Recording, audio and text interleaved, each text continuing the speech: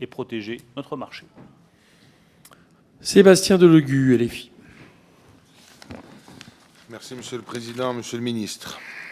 Dès les premiers jours de votre long passage à Bercy, qui se termine par un pacte indigne avec le Rassemblement national, le fameux « en même temps » a montré qu'il était ni l'un ni l'autre, c'est-à-dire ni recette pour laisser se gaver les profiteurs de crise, ni dépenses pour priver celles et ceux qui ne sont rien de leurs services publics.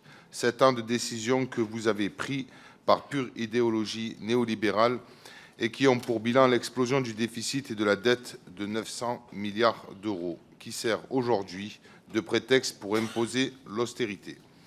7 ans de la méthode Bruno Le Maire, qui se résume par Bruno demande gentiment au patron des efforts insignifiants et Le Maire impose violemment aux plus pauvres des renoncements éprouvants. Bruno diminue massivement les impôts les plus riches et Le Maire s'étonne du trou annuel des recettes de 70 milliards d'euros. Alors enfin, Bruno s'en va et ma question est la suivante.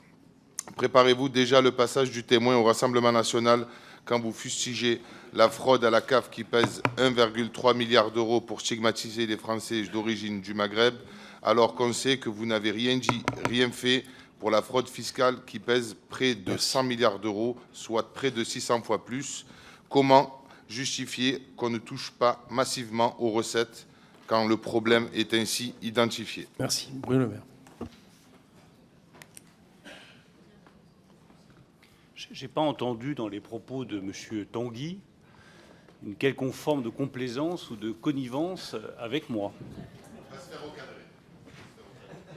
En revanche, ce que je crois profondément, monsieur le député, c'est que vos propos outranciers, décalés, mensongers et faux ne font qu'alimenter le Rassemblement national. Le meilleur carburant du Rassemblement national, c'est la France insoumise.